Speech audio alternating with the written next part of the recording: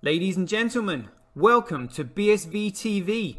I'm your host Satoshi, and on this show we'll be defending the one and only, truly genuine Bitcoin. The Bitcoin that Satoshi Nakamoto designed in his white paper as a peer-to-peer electronic cash system for the world.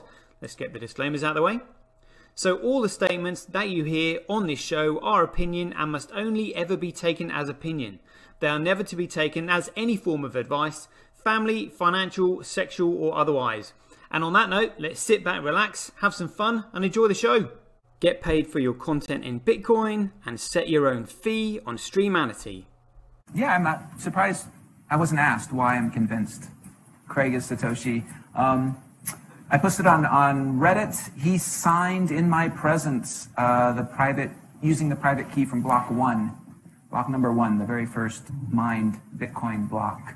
On a computer that I'm convinced had not been tampered with, on software I'm convinced that had not been tampered with, a message of my choosing. At Enchain, we've just funded a number of universities doing, so far, a test up to 1 gigabyte because it validates what we've already done independently. We've tested up to 380 gigabyte blocks. We've tested 1 million transactions a second and transaction sizes up to 20 megabytes. Super complex scripts. Basically ones that can run operating systems. That's all of global commerce times about 50. On top of that, we can have complex scripts. On top of that, we can scale each of those transactions 1,000 times, which effectively means about 1 billion transactions per second, which means we can then have all derivatives, all complex trades. That means high frequency trading. It means everything that happens globally. Is the market that effectively BSV is going for, is that global e-commerce, which is currently valued at $29 trillion? No, that's too small. Buy and sell Bitcoin instantly at bsvgravity.com. And you can now book and pay for your winter holiday at skibsv.com. Good afternoon, everybody. We made it live at 5:30 today. Great stuff. Rocking and rolling. TD Virgin in the house already. Great stuff. Some people lined up. Maybe 5:30 is a better time, you know. Live at 5:30. Actually, we might do that, you know. Mix it up a little bit. Just gives me a little bit of extra time to get ready, like 5:30. Now that I've started a new series. Series 6. So today has been one of those days. I'll probably show this later on as well, but I basically designed another, built another screen and then, spent all afternoon building it only to decide that it was crap. Check this out. That's my, that's the screen that I built, and as you can see, it's a little bit dull. Didn't really work out all that well, you know, but these things happen, you know. Always like a little bit of contrasting colour, I think, is probably better. But let me know what you think. Oh, is that Ruthie? Is that Ruth Easman in the house as well? Great stuff. Ruthie246. All right. Rocking and rolling, people. So we've done the intro. Do you want to hear it, Ruthie? Hey, Diddy Weldon's in there too. Should we do it? You know I love it. You know I love it. Yeah, well let's bring up this picture of Bitcoin. Here we go. Again, I've just been listening to shitcoiners like all afternoon on some of their podcasts. Honestly, like when this thing goes down, the question is going to be to all these shitcoiners, what was it that made you think a piece of digital dog shit had any value? Like literally, what made you think something that does nothing, that people hold onto, they hodl onto, for no other reason other than to cash out after others have gone in, like your classic Ponzi scheme, had any value? Like honestly, like what made you think that? So let's listen to Michael Saylor explaining Bitcoin in his own words, having studied the white paper. Take the floor, Michael Saylor. Here we go. I like Bitcoin the way it is. In fact, I love Bitcoin the way it is. So do we, Michael. So do we. But the way you think it is not the way it is. because you are talking about big blocks, which ain't coming. And that reminds me, actually, quite interesting figures on CoinDarts at the moment. Mempool, Norpool, churning out some big blocks and getting a bigger hash rate on there, which is pretty good. Hey, Diddy Weldon says Sailor is fraud. Yeah, you know, I mean, when you come out in the national press coverage like that, you know, people are saying, you know, he had a drink problem. Well, I mean, he probably did have a drink problem when his company's shares plummeted like 90% during one of the crashes and stuff like that. I think he's all right now, but you know, everybody goes through stresses and strains. I've been there myself. But here we go, Michael. Tell us about these big blocks. You know, I get excited about it when I hear it. Let's go. And the way it's currently constructed. Yeah. Listen to that, shitcoiners. The way it's currently constructed. It is possible to put all $250 trillion of monetary energy in big blocks of encrypted energy on the blockchain. Big blocks on the blockchain. Right, here we go. Does everybody know the next bit? Maybe Bitcoin will be $1 million, $10 million, $100 million chunks on the blockchain. Maybe the Bitcoin will be $1 million. You can probably calculate $10 million of Bitcoin or something. Big blocks, $100 million chunks on the blockchain. Oh yeah, baby. Oh yeah. It'll store all the monetary energy in the world, and it should store it for the next 100 years without losing any of it. If Bitcoin's going to fail, it's not going to fail due to lack of functionality or lack of speed or lack of scalability. In my opinion, if Bitcoin is going to fail, it's going to fail because of it loses trust and security. We have to protect the network integrity at all cost. Indeed we do, Michael. Indeed we do. What's this? I've just seen a comment by J Paps in the house. We'll have some commentary today. I'm feeling social as it's Friday. Oh, maybe we could have like fun Fridays and social Saturdays. Social Saturdays and Sundays. We'll spend more time in the chat box rather than sort of like being focused on the show. JP says, I feel as though BSV has had its darkest days. Last week revelations were less than stellar. Last week's revelations? Revelations? What revelations have I missed? I normally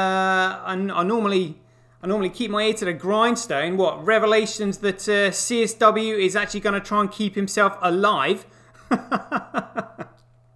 You know, tanking the market would have done nobody any favors other than the nefarious forces who literally want him out of the way, you know? And unless, say, you sacrifice yourself, you know, once you're gone, there is nothing standing in their way, you know? And let's say you made a mistake and you played the wrong hand, it's not like you can come back from the dead and correct it. Do you know what I mean? Like, you need to stick around, you know? So, like, crashing the market would have been absolutely ridiculous. You know, but I mean, saying this, I mean, I think Craig's learning and, what's the word? Point of view on life, you know, is changing. I mean, you've got to remember, he started Bitcoin, 2009, you know, which is now, 12 years ago, you know? So he would have developed enormously over that time. You know, in just your point of view on life and education and everything else.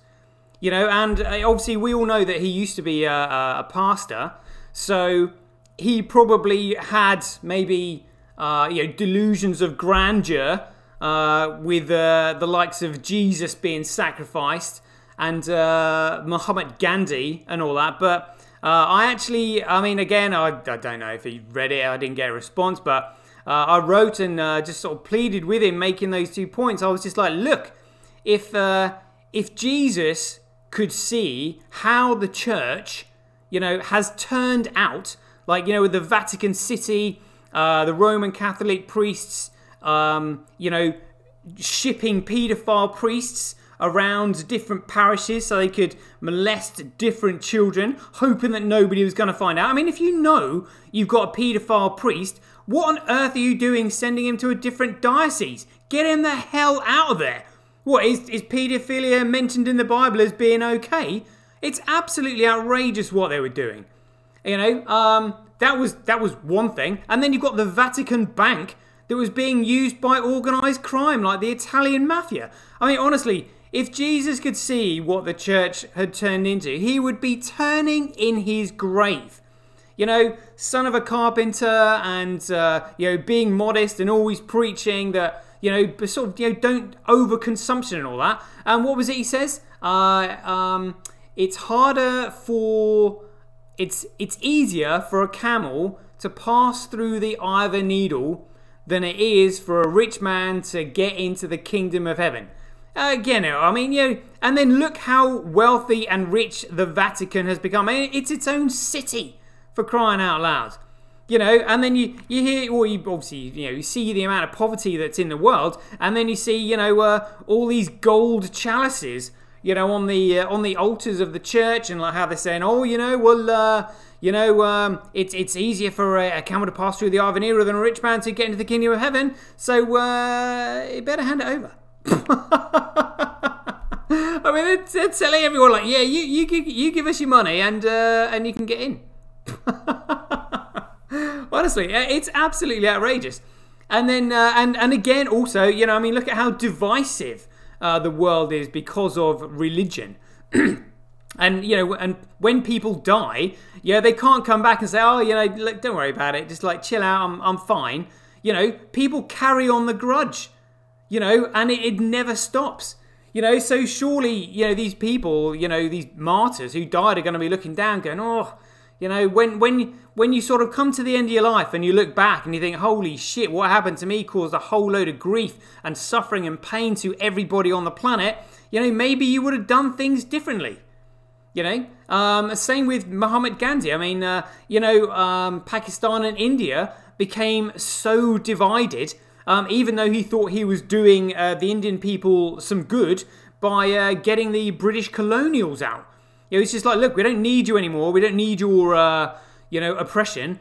Get out. And then civil war broke out between the people. You know, and it was so bad that actually, you know, one of his own nations, you know, ended up taking him out. So really, when you think about it, you know, even though, you know, Jesus and Muhammad Gandhi's, their messages of peace and love are what people kind of like remember them for, really, their legacy leaves a lot more to be desired because they left a fractured world behind. So this is what I think maybe CSW, I'm hoping, is realizing that, you know, tanking it, or as in one person tanking it, really wouldn't have done anybody any favors. This needs to be done properly. Like, I honestly think that the Tulip Trust was designed as Bitcoin's insurance policy because we've all seen the 1.4 million BTC lined up, ready for a straight dump. I honestly think he was going to do it. I honestly think he was going to do it, but it would have been disastrous. You know, the powers that be would have got what they wanted. You know, him out of the way. I mean, yeah, it would have been a nightmare. Whereas now, you know, I personally think we are about to compete. You know, big time. And so, have I finished that clip there? But well, actually, well, now I'm on a roll. Talking big time, and we're just going to have a look at these messages that KP Dad sent us. So thanks, KP Dad. I see you in the chat box there. Here we go. These images here of, you know, Eunice. I mean, and remember, these are just the ones that we know about. Yeah, I mean, look at the size of the market. So this is market USD, 206 billion by 2026. So that's only 5 years away. EHR data, currently 21 billion. Well, actually, that was 2 years ago, 2019. Estimated to be 42 billion by 2025. But Geospot, I mean, look at this. The market is already 410 billion. Well, that was last year in 2020. And estimated to be 820 billion. That is smart cities. That's literally everything. All the data from, driverless cars to air traffic control to, all the autonomous systems. Everything is going to be on chain. It's massive because it is the new internet. It is a truly decentralized internet. One that is now no longer controlled or reliant on a single private key that 7 people around the world have access to. What if one of those 7 people gets taken out? And if they get taken out, it means they can't get in and they can't do this key ceremony once every 3 months. And then if they have made preparations in case they get taken out, it means that they've, somebody else somewhere, knows the secret. They've leaked it somewhere. It's not secure. You need competition in the system, to keep this network running. And people are literally, it's micropayments that do it. So let's just remind ourselves quickly. I mean, I love looking at this. We're going to type in Bitcoin mining farms. I mean, we've just got to keep this in mind all the time. These images just always leave me in awe of this. Bitcoin mining. Way. Check it out. I mean, obviously these are there's just a few mining rigs, but I mean, we could type in giant mining farm. I mean, look at this. Token or whatever. I mean, that's an awesome. Oh, what's this? Crypto mining? Look at that. That looks like something out of Minority Report or Mission Impossible, doesn't it? Definitely looks like Mission Impossible-esque. These mining farms, they look mint, absolutely mint. Definitely worth seeing a few more here. I mean, they look really cool, I have to say. Spacey. But let's see if we can go external shots.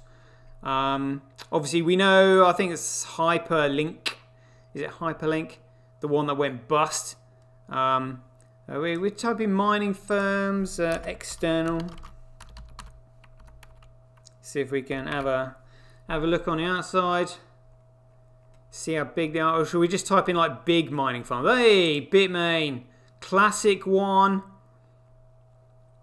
Yeah, I mean, I think this one is also in. That's the Russian one. That's quite a popular image to use. Search more. I mean, these things. Yeah, I think that's one of these is like Hut 8. That's Genesis mining farm. I mean, this is the new internet that is being built here. The truly decentralized internet where we are where we're no longer reliant on huge corporations that track and monitor and sell our data. That's the whole point. And it's not on a single. It's not reliant on a single private key run by ICANN, whatever it was, the Internet Center something names whatever. Yeah, I mean, it's just staggering that all this work has come from the white paper that was written by CSW. Just absolutely amazing, absolutely amazing. So yeah, let's just carry on with this Michael Saylor bit. I think that the only reason. No, that's not the bit. Anyway, thanks you for that, Michael Saylor. Do appreciate your time there. So let's just bring back these images here of the Blockus Chainus Bigus. Here we go. This is one, and now we're going to let Peter McCormack explain what happened in this split here. Take the floor, Peter McCormack. Bitcoin is so different now from when Satoshi was here. It's a completely different project. It doesn't matter who Satoshi is anymore. Even if Satoshi came back, I don't think he would just be immediately welcomed as having this God-given right to decide what happens with Bitcoin. I think he would have to earn his right back into the project. Bitcoin is built based on consensus now. Again, I'm just going to milk these like for as long as possible. Like as long as possible. I mean, when you think how many years we've waited, you know, for these shitcoiners to slip up, you know, and come out with mumbling bits of crap like that. Bitcoin is based on a consensus now. He has no clue. Like, proof of work is consensus. You utter moron. You know, oh, digital gold. No, it's digital dog shit, Pete. You know, when did it change from a digital, a peer-to-peer electronic cash system to digital gold, store of value, bollocks, Ponzi? You know, centralized by Blockstream. And for anybody who doesn't believe me, we know what's coming. Take the floor, Samson Mao. Here we go. Bitcoin was created by the central bankers that enslave you today. It is their scapegoat. How do you answer those, Max and Stacey? I think the evidence is clear that they do not control it. There's 10 years, almost 11 years now of track record. Yeah, Blockstream controls it. I'm sorry, go ahead. Who does? Blockstream. Oh. All right. I was looking at you when I said that. I'm sure you were, Stacey. Cue the nervous laughter. Yeah, I'm a block. I have a spy. I'm one of the spies. No. So this, you know, it's an interesting. There's. It certainly is an interesting. There's a.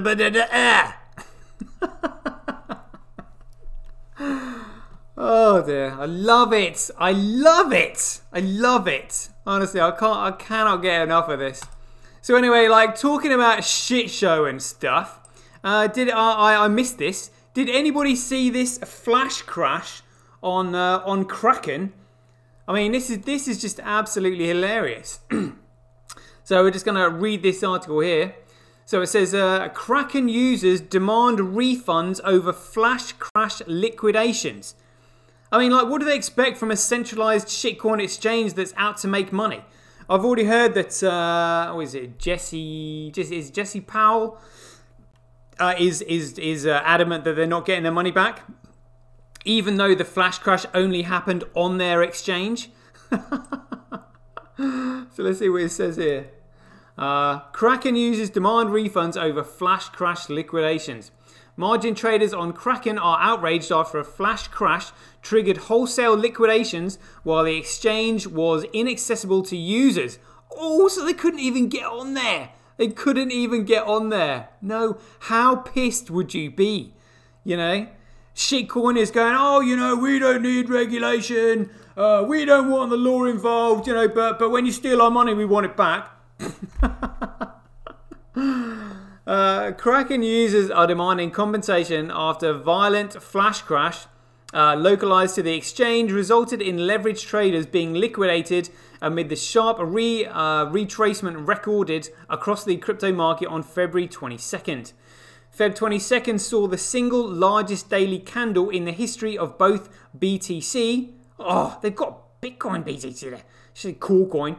And Ethereum by a linear value, with BTC dropping around $9,500 from $57,500, while ETH plummeted $400 from $1,900 within the span of 24 hours on Coinbase. However, it appeared that a combination of weekly buy support and cascading liquidations resulted in particularly heavy losses on Kraken, with BTC falling 22%. Ooh, to less than $45,000, while ETH declined 64% to find support at 700. Honestly, it makes me laugh. These shitcoiners like crying, oh, I've lost all this money. Well, you're a shitcoiner. What do you expect? You're saying you don't want regulation. You're saying you like these pieces of shit. You know, and yeah, everybody likes it until they get wrecked. You know, this is crazy. The public reaction on subreddit rKraken support has seen many traders voice their frustrations. Some traders are even threatening to organize legal action. See, look, they want the law involved now. Oh dear. Against the exchange, with Reddit user TDK6802 claiming to have lost the majority of their life savings amid the flash crash. What are you doing, gambling with your life savings? Like, is the question you really need to ask yourself. My God. So quote, he was quoted here as saying, "I lost most of my life savings and haven't received a response from a human. I'd think they would refund or they would lose all their customers. I'm sick to my stomach, but we'll join the lawsuit with plenty of proof, screenshots if not refunded." You know, I mean, who does this sound like? You know, I've got proof, you know, I will screenshots and everything else. Well, you know, guess who else has got their tax returns from 2009? Guess who else keeps receipts and records of everything they've done so they can prove who they are, that these shitcoiners are completely ignoring? You know, sounds similar? Sounds similar to somebody I know. However, the fallout appears for some has extended beyond losses and into debt. Oh dear. Reddit user Gears304 claiming their balance indicates they now owe Kraken money as a result of the flash crash. Quotes here, "Somehow I now owe them $120. How does an account go into the negative? I had plenty in margin to cover all the other platform drops, but who can cover a 90% bogus drop," they said. Despite calls for compensation from the flash crash from Kraken's users, social media commentary suggests the exchange will not be refunding traders for their losses. Ooh! Ooh! If that isn't a kick in the nuts, I don't know what is. You know, they're like, nah, this is classic shitcoinering. They're like, no, we're in this to make money. We took it off you. And, you know, they could just literally just, you know, create the flash crash themselves. They are unregulated exchanges. You know, what do these shitcoiners think? I mean, you know, shit, that's why I keep saying shitcoiners, shit for brains. Literally. You know, I mean, all I can do is laugh at them because, you know, you know, not my problem. And I don't want to feel shit about it. So I'm going to laugh at it instead. So somebody said here, "You forcefully liquidated my position at false price while the app and site were non-functional. You need to refund our money." Heard back from Kraken support. They said they have no control over it and no refund. What a load of crap. Yeah, because decentralized. What a absolute... They're just basically running off with their customers' money. They don't care. You know, it's outrageous. To protect against wholesale liquidations in the event of sudden and localized flash crashes, many crypto derivatives platforms have long used an index price to determine margin calls. While other platforms similarly suffered sharp flash crashes, with ETH in particular falling on Nexo, the trading platform has indicated on Twitter they will refund users for losses incurred during the dip. Oh dear, making Kraken look even worse, but you know, Kraken's Roger Ver, you know, absolute shitcoiner. Liquidations have not been rare amid the recent crypto price volatility. On February 15th, a roughly 11% drop on the price of Ether caused $1.89 billion worth of liquidations. Again, straight into... They're literally like casinos, just cleaning up. Across the board, across the broader crypto markets, the majority of liquidations took place on Binance, with $333 million worth of Ether and $55 million worth of BTC being wiped from users' balances. See, imagine how they... I mean... But the thing is though, like, you know, BTC and Ethereum have no fundamental value anyway. Literally, as Voltaire said, all paper money eventually returns to its intrinsic value at zero. This is worth less than paper. Like, literally, absolute pieces of digital dog shit. You know, so I just don't know really, I don't know what else to say. There was another article we'll look at. I saw one just a minute ago. JP Morgan said we're endorsing 1% of your net worth to go into Bitcoin. Here we go. JP Morgan, 1% Bitcoin. Let's see what comes up. Oh, not 15. 1% Bitcoin. See what happens. Which one was it? Is it Bloomberg News, Fortune, JP Morgan, joins bandwagon, City AM. 3 reasons to add Bitcoin as Bitcoin to invest. Ooh. Oh, this is on Bitcoin.com. Dare we? Let's have a look at it anyway. JP Morgan gives 3 reasons to add Bitcoin to investment portfolios. Oh, dear, oh dear. Digging themselves a hole. JP Morgan has outlined 3 key reasons why investors should add Bitcoin to their investment portfolios. Small allocations to cryptocurrencies would improve portfolio efficiency due to high returns and moderate corrections, JP Morgan analyst explained. JP Morgan sees benefits of hedging with Bitcoin. JP Morgan released a report last week entitled What Cryptocurrencies Have and Haven't Done for Multi-Asset Portfolios. So again, they're referring to them as cryptocurrencies. This is a huge mistake they're all making. A huge mistake. But, you know, do they listen to my show? No. Do they have the option to listen to my show? Yes. Published by the firm's head of cross-asset strategy division, John Normand, the report explores cryptocurrencies' use for portfolio diversification. Before discussing the reasons to have BTC in portfolios, the report acknowledges that Bitcoin has already achieved the fastest ever price appreciation of any must-have asset to which it is often compared, such as gold in the 1970s, Japanese equities in the 1980s, US tech stocks in the 1990s, and Chinese equities in 2000s, commodities in 2000s, and FANG stocks in 2010s. Look at that. So that's Bitcoin. But again, you know, market is just, they have no clue what Bitcoin is. It is a commodity. The foundation layer for all future digital technologies, secured and underpinned by economic principles, is what it is. It is commoditized data sovereignty in the form of a digital coin. The best money this world has ever had and is likely to ever have, because it's made from light, which is the fastest and cheapest and most efficient energy available to man.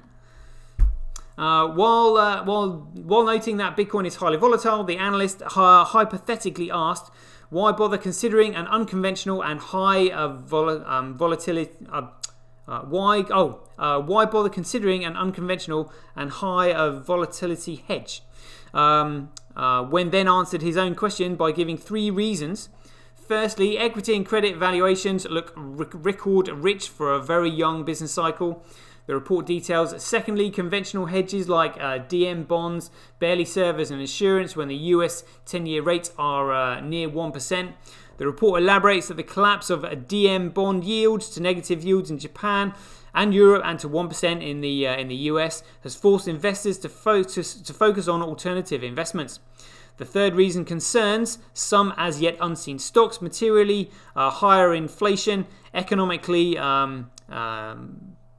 debilitating cyber attacks or climate catastrophes, which the JP Morgan analyst believes could favour an asset that operates outside conventional financial channels. For example, Normand cites extraordinary monetary and fiscal stimulus over the past year, which creates general concern about portfolio vulnerability to a macro or a policy shock. Yeah, and then there's like the rest of it, but I don't really need to read the rest of it. You know, I mean, it's all, we know it. We're just so far ahead of the curve when it comes to Bitcoin. Like, seriously, good grief. Anyway, let's have a quick look at these charts. I haven't seen these today. Shout out to more people in the chat box. I can see Shelly Mack saying I was disappointed too. I sold all my BTC and Ether and ADA, etc. for BSB before they dumped. Now I think CSW is wisely going to let the truth take care of the scammers and not his justified vengeance. Yeah, very true. Very good point. Very good point. Yeah, I mean, I think it's much better this way because, you know, people aren't going to be upset. There's no going to be pointing fingers. There isn't anybody going to be saying, oh, you know, this person is responsible for X, Y, and Z. You know, if it hadn't been for them, you know, this Ponzi scheme could have carried on indefinitely. All this crap, you know. Whereas now it's just like, well, yeah, we are going to compete. And talking about competing, looking forward to seeing this hash rate. I mean, look at this hash rate, 0.3%. Good grief. Transactions 34.4. Ooh, spread out relatively evenly across all chains there at the moment. But block size, Bitcoin winning with 45.1% of the overall. So let's have a look. See who's mining what. Look, we've got Tau 10 megabyte block, 13 megabyte block. Norpool, Mempool, Tau 4, Bitcoin.com 6.3, so Tau 4.8, 4.1, 3.7. I mean, the data is definitely going up. But let's have a look at more detail here. Here we go. So look at this. Look, we've got Tau with 36.1% of the overall hash rate. Hathor has substantially reduced their hash rate all of a sudden. If man over, but look at Mempool, Norpool. Mempool, Norpool, who again are specializing in mining larger blocks, 9.7%. Matterpool now making more of an appearance on there. That's a Daniel Krauwitz and co. with their mining efficiencies. F2 Pool is on there. Via BTC squeezed a little bit. But no Huobi on there at all. No Huobi at all. And I was looking at the size of the blocks that Mempool, Norpool have been mining. I saw a few big ones. Let's just see if we can... here we go. Oh no, it's a small one. Oh no, that was a small one. 6 megabyte block there from Mempool, Norpool. 6.6, 7 points. Oh no, this is the block size I'm looking at. So that was a 2.8. There we go, 7.9. So I was looking at 7.9 with 7,762 transactions. 4.7. So they're definitely out there. 1.3, 1.9, 2.8, 3.9. Have they got anyone to double figures? But my point is, you know, Norpool, Mempool are specializing in Bitcoin, BSV mining. So that's really good to see their hash rate, especially above the likes of F2 Pool and BTC.com, because obviously they're huge mining pools, and Huobi's also huge as well. But they're not even on it. So we'll have to look at like mining profitability and see where they are. But again, I think this is due to the volume of transactions and the data size. So these other shitcoin mining enterprises are, you know, again, I mean, they just simply plug in and add hash to the hash rate, whereas Tau and Mempool, Norpool are specializing in building blocks, you know, processing payments, large volumes of, and building large blocks. So yeah, we are seeing BSV, like Bitcoin, coming through here. This is really good stuff.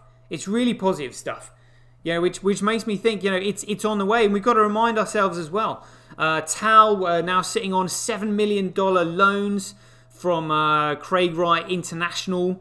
And again, you know, we've got Kurt Wottock saying that he knew about some exceptionally large projects coming on chain in the next few weeks, like 3 weeks. We've also got the record block being, or yeah, record block day coming, hopefully, going on mainnet on Saturday, March 13th. Hoping to hit a gigabyte block on the main net, which is going to be great. Here we go, let's have a look at scaling test network. Yeah, so it's still 14,000 transactions a second. I mean, when you think Visa and MasterCard just do just slightly over 1,400, you know, it's 10 times faster. 10 times.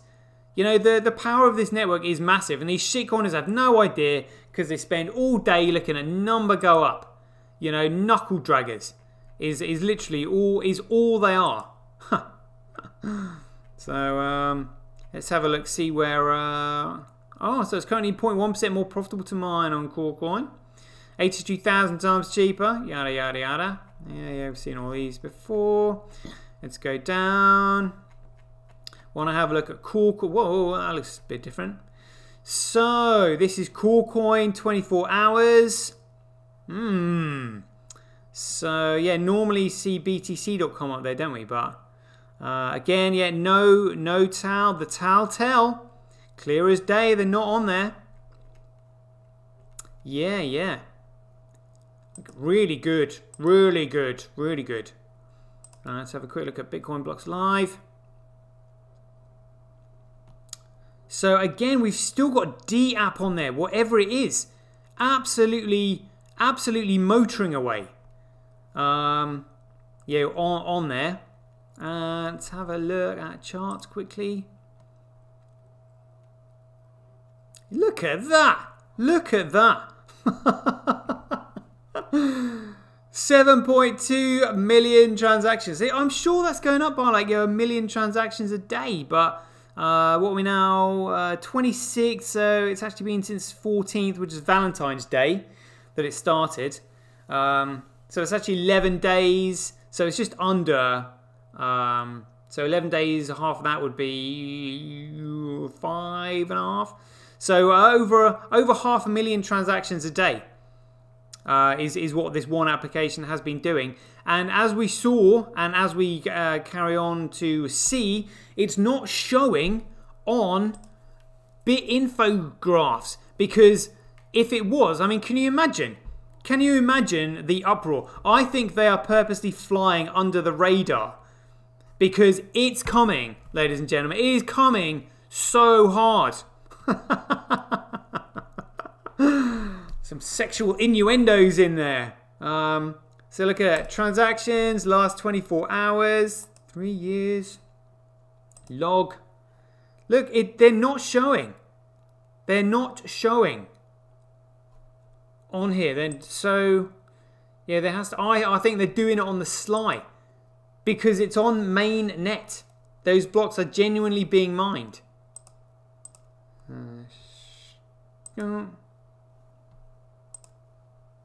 That one down. Charts. Look, they're not showing. They're not showing on transactions. It would be absolutely smashing these shitcoins out of the water if these transactions were being recognized on here. But they're not. They're hiding it. And again, I don't know how they're hiding it. Clever stuff. You know, whether or not they volunteer their data, who knows? But this is wrong, because this is saying that currently Bitcoin has only got 8.1% of the volume of transactions. It's absolutely it's obliterating all of these shitcoins right now. It's massive. It's massive, and that's just from one app that does more transactions than Corecoin alone. You know, so like I'm saying, it's all this stuff bubbling under the surface that we are witnessing, that none of these shitcoiners have a clue about. Yeah, it's massively exciting. Massively exciting. Whew. I have to calm myself down. Let's have a quick look at the shitcoin market while we're here. Here we go.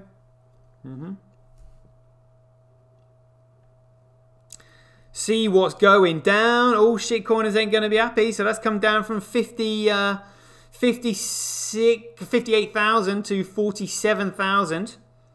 Oh my God, Uniswap's up there. Bloody hell.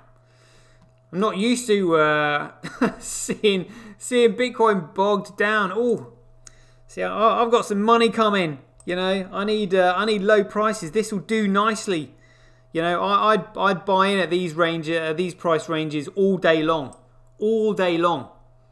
So what are we looking at? 184. So let's look at when Bitcoin was last $184, shall we? Let's have a little look. Or here we go. So oh, look at that! Exactly, almost spot on. October 27th, 2013. You know, this is where we are. And you had to be a really, really, really, you know, early investor to be buying it then. Yeah, I mean, I remember even when I first tried to look into it, and this is when Coinbase had already been set up. You know, everybody was, you know, talking about like paper wallets and hard wallets and ledger wallets and soft wallets. I was just like, what? I just need a wallet. You know, God, you know, so much I didn't know. And here we are, back in 2013. Older, but so much wiser about the fundamentals of Bitcoin. And I'll reiterate this about Corecoin. It is fundamentally, utterly worthless and technically completely useless. Like, literally, the question has got to be, what made you think this piece of digital dog shit was worth anything or had any value? You fools. But again, I think it's the current fiat system that's made people dumb. That's what I think. But I mean, look at this. Cardano. God, this has changed a bit. Cardano at number 3. Binance Coin at number 4. Polkadot. And then XRP slipping down, but still around. Litecoin in there. Oh my god. Link Marines and all that shit. Oh dear, oh dear. I mean, it's absolutely laughable. Absolutely laughable. And Terra Luna, again, wherever that came from, that's meant to be like another exchange. But these things don't do anything. Literally, there's only... I mean, the fact that people have been able to spin this much bullshit for this length of time, to encourage this many people to go in. But again, we've seen what has caused the increase in the price of Corecoin. Let's have a look at... what was it? Crypto Quant. Let me just sign in here. Sign in. Do my Satoshi TV. Thanking ya. I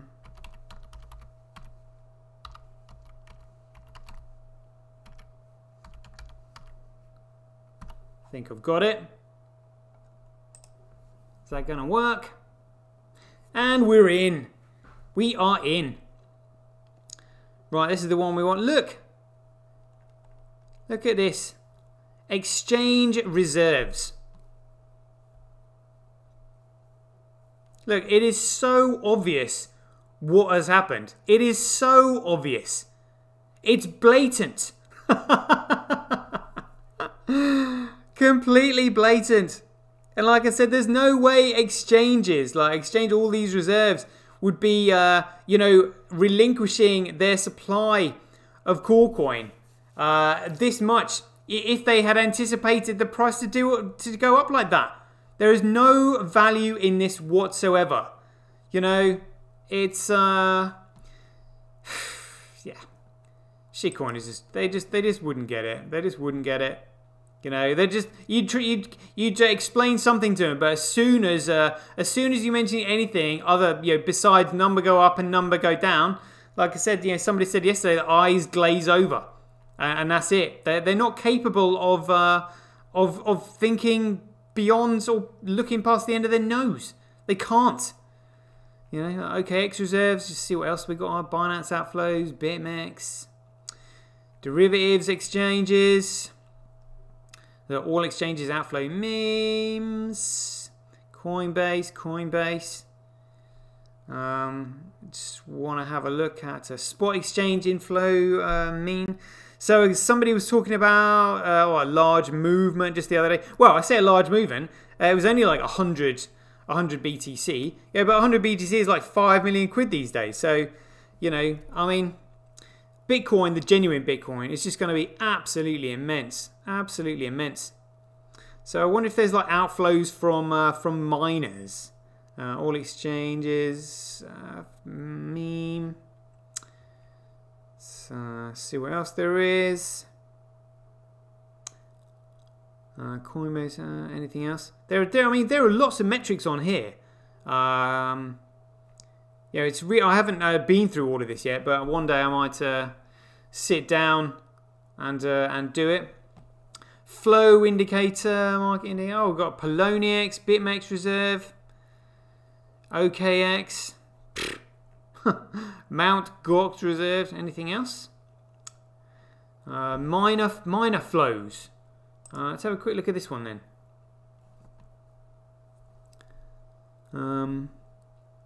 All miner outflows. So outflows of miners. Let's see what this one looks like.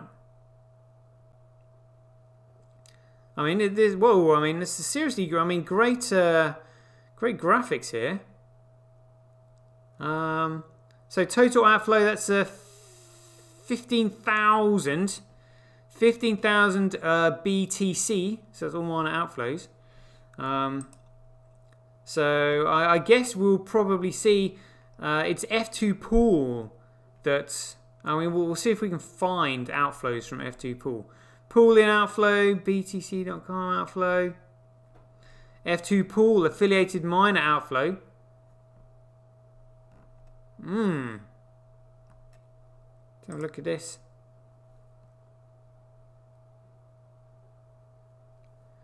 So, I mean, look, a huge outflow from F2 pool. Again, I don't know what F2 pool's modus operandi is, but that's 14,000 BTC outflowed from F2 pool alone. But again, you know, people are talking, oh, 14,000 BTC, you know, but I mean, you know, compared to the likes of Satoshi, you know, 14,000 is peanuts, absolute peanuts. It just amazes me that these you know, shitcoiners haven't really figured out who Satoshi Nakamoto is now, really. You know, nuts when you think about it. Right, I see I've been going for 50 minutes. Shout out to more people in the chat box. Yeah, if I've quite a good show today, so I can release this on YouTube because I haven't used any videos today, which is pretty good. So any questions and stuff, and handles and paymails in the chat box. Let's do this. Let's find a pretty picture to put up there. Let's see what you have. Oh, this was quite a good post here from Ed. Thank you very much for this. So he was saying here, transactions total fees. So 4 million transactions, and total fees were 7.9. And remember, you know, the block reward is only 6.25. So we've now got fees which are above the block reward. In 3 blocks, but again, this is on the scaling test network. But yeah, it's brilliant. It's brilliant. It's coming, people. It's coming. You just need a fundamental understanding. All these shitcoiners, you know, go, oh, Craig screwed us. There is no choice in the matter. People going, oh, I'm out of Bitcoin. I'm getting into silver. You know, Craig said he was going to tank the market. Yeah, and what were you going to do after that, you shitcoiner? Were you just going to cash out into dirty dollar and filthy fiat? Yes, you were. That's why you're pissed off, because you were gambling and you weren't improving your knowledge and knowing what Bitcoin is all about, were you? That's and I've totally just forgot the page that I was going to have a look at then. God, somebody remind me what it was I was talking about. Again, losing my train of thought. Oh dear, oh dear. Hilarious. Right, here we go. Handles and paymails. Let's do this. So Shirley Max says, how do you know that Hathor is a BSV friendly miner? Do you think the D-transaction activity could be a military or government? No one knows what it is, but I doubt it's military or government. I mean, they're not really into this yet. You know, it's not a proven technology, and again, it's only on the. Actually, no, it is on mainnet. Yeah, I mean, it could be, but I doubt it. I doubt it. And how do I know Hathor is a BSV friendly miner? Because it's kicking all the shitcoin enterprises off the chain. I saw what it did to Binance, literally squeezed it and then pushed it off. Pretty much did the same to Huobi, and also I suspected, I suspect that Hathor came from, in quotes here, you know, in brackets, the other miners. So you could see it was kind of like part of it, but yeah, it just looks better when there's more colors on the screen, cause decentralized. But yeah, it's kind of obvious really, because Hathor was stealing all the bullshit blocks The little blocks that literally had very little bits of data in it that all these shitcoin enterprises were scooping up and I think were using to dump the market. So this is like an ongoing thing where these shitcoin enterprises are now no longer holding any Bitcoin, which means they can't dump the market with it, artificially suppress it, and now they can't even get on the chain if they wanted to, because you've got volume on the chain coming through, and miners like Tal and Mempool Norpool mining those larger blocks, and Hathor scooping up all the small ones. So that's what makes me think it's friendly. Oh, we've got a new one in there. Eye of Plenty. How's to that? Have you talked about BSV China, the declaration of anti-Kraken? I think that BSV China is just like a CCP party member. They're just doing the usual thing, just like snuck in, pretending to be BSV friendly, and then just change the tune. It's all political bollocks. Yeah, I think it's I do find it quite amusing, because if people knew what I knew and understood, they're like, one, N-Chain have got all the patents. All the patents. BSV is the only public blockchain. It's one that everybody uses. You can't say, I don't want you to use the chain. You're off the chain, because it is permissionless. Anybody can use it if they want to. Nobody has got any right to tell anybody to F off. And they can't make them F off either. It's just hilarious, These, but again, just makes you realise that you're JP Morgan saying, "Oh, well, we now think that it's okay to put 1% of your portfolio into Bitcoin," and it's just like they have no idea, And when they talk about these institutions going in, all they do is mention MicroStrategy, who's a massive risk taker, and these funds, and they're not using it for anything. All the really, really intelligent people are not touching it with a barge pole, because they're like, there is no utility in this, it is of no fundamental value whatsoever. It is number go up, it's hype, it's pure speculation, and it's a bubble, and people don't understand it. And they're thinking it's a cryptocurrency. They don't understand the commodity side. Literally, as soon as they see this volume of transactions coming on chain that is currently being hidden from the rest of the market, literally all hell is going to start breaking loose. So I'm just hoping that it doesn't. I want to I want to get my money in first. It's it's coming, people. It's coming. Right, I need Eye of Plenty. Need your hand cash or Paymail in there, please. So Shelly Mac, you are first. Here we go. Swiping to send on the way. Got it. There we go. Reformed Too Many Corner. You have to remind me what your one is. J Paps, you are next on the hit list. There we go. Swiping to send on the way.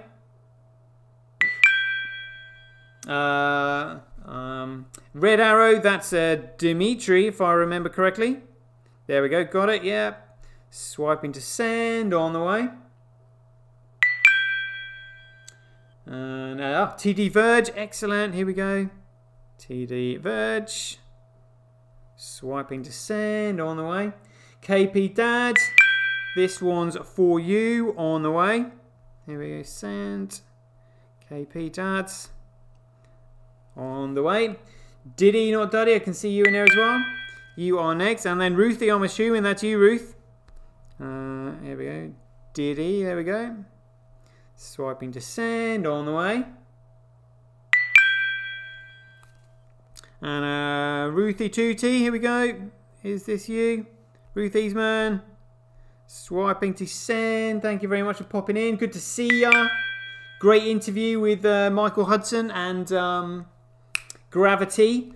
Getting on there before me. Loving it. Loving it. Oxon on Oxa. You'll have to put your handle in there because I can't remember what it is. There we go. Oh, Eyes of Plenty. All right. Great stuff. Sheffield. Wicked. Here we go.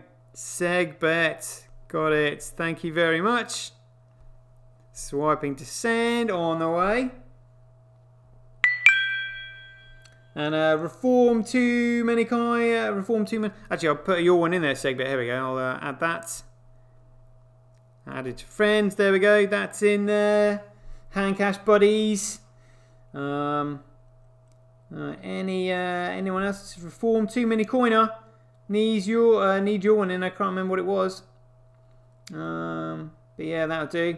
Right, I'm gonna I need to make a new show conclusion today because I'm getting everybody involved. Oh, that's what we should have put up there.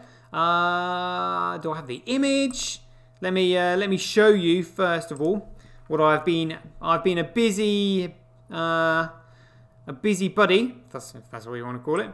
Making the images for my shows. Let me just see if I can find it. Where did I put? Oh, hold on. I know where it is. I know where I put it. Here we go. Yeah, here we go. Got it. Check this out. Oh yeah, there we go. Got it. Sending this one. Enlarge that.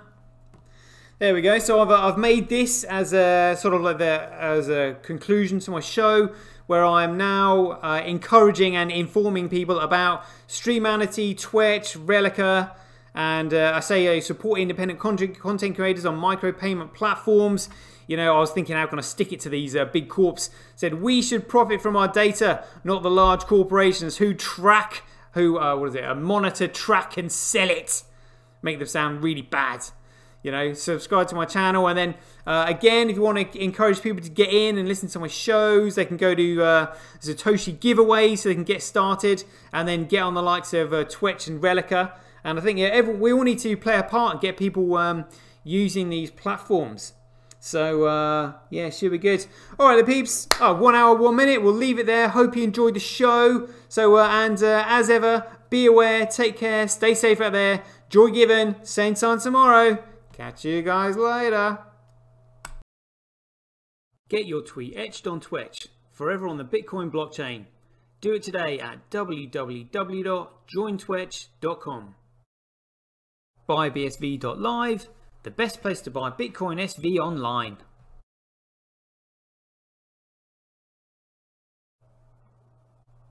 Support independent content creators on micropayment platforms such as Streamanity, Twitch and Relica. We should profit from our data, not the large corporations who track, monitor and sell it. If you enjoy the Bitcoin content that I produce, please support me by heading over to www.satoshi.tv, where you can keep up to date with all the news, gossip and content as it's created. Thanks very much. To get started in Bitcoin, go to freebsv.com, where you can claim your free Bitcoin. Then head over to Twitter and follow @IamSatoshi to take part in his very generous and world famous free giveaways.